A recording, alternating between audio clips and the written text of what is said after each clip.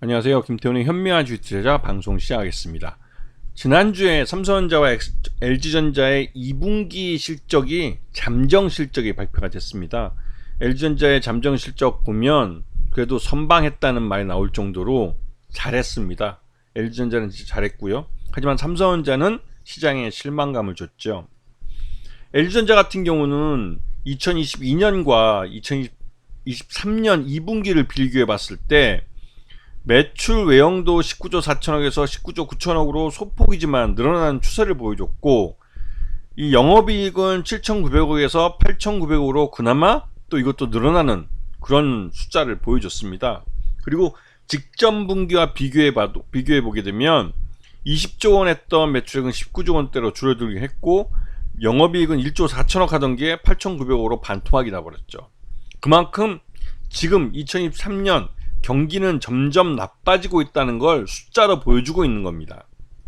자, 삼성전자 2분기와 LG전자 2분기를 직접 놓고 비교해 보시게 되면 2022년 삼성전자 2022년 그 2분기 실적과 2023년 2분기 실적을 다이다이 놓고 비교해 보면 이런 추세는 더 확연히 나타나죠. 특히나 삼성 같은 경우는 매출이 63조에서 60조로 줄어든 상황이지만 영업이익은 14조 원 하던 영업이익이 6천억 원대로 아주 녹아 없어진 상태입니다. 이 정도 되면 경영관리를 진짜 못했다고 볼 수가 있겠죠. 왜냐면 매출액이 63조에서 60조로 별로 줄지 않은 상황에서 영업이익이 14조 원에서 6천억이면 14조 원 정도가 사라져버린 건데, 이 정도면 제대로 관리를 못하고 대응을 못한 거라고 볼 수도 있겠죠.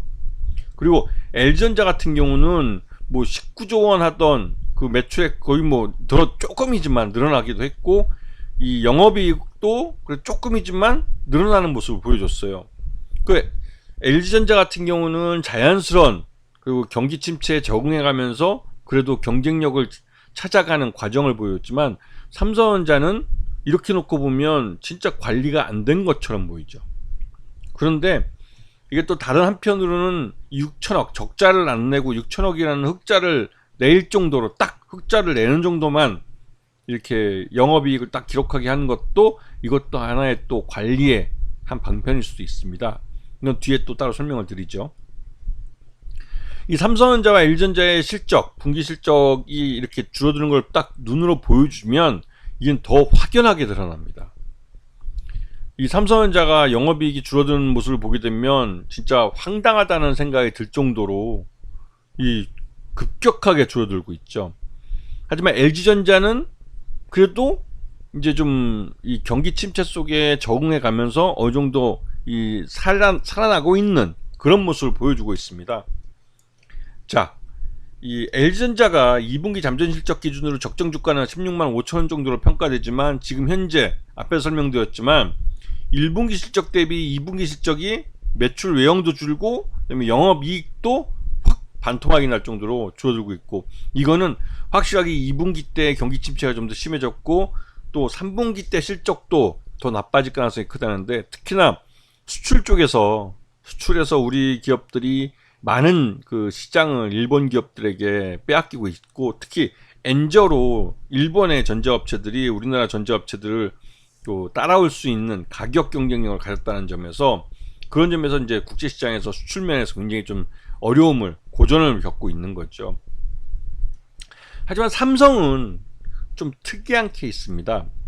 무역 부분에서도 문제가 좀 있지만 반도체 같이 핵심적인 원자재이면서 그 기본적인 그 영업이익을 그 뭐 한 10조 원대 이렇게 벌어다 주던 그 섹터가, 산업 분야가 지금 거의 뭐 적자 수준으로 떨어졌기 때문에 여기에서 이제 받는 충격이 굉장히 큰 거죠.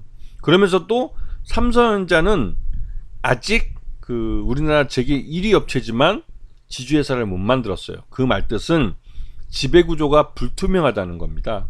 결국은 언젠가는 삼성전자도 경영권 안정을 위해서 그 뭐 이재용 회장에서 그 자제분에게 넘어갈 때, 물론 경영권을 넘기지 않겠다고 얘기했지만 그건 앞으로 10년, 20년 후의 일인데, 그때 가서 또 자식한테 물려준다고 해서 누구 하나 뭐 나서서 뭐라고 할 사람은 별로 없을 겁니다. 대부분 사람도 잊어버릴 가능성이 크고, 그래서 결국은 자식에게 물려주려면 가장 중요한 건 경영권 안정화를 위해서 지주회사 체제로 가는 게 가장 핵심적인 겁니다.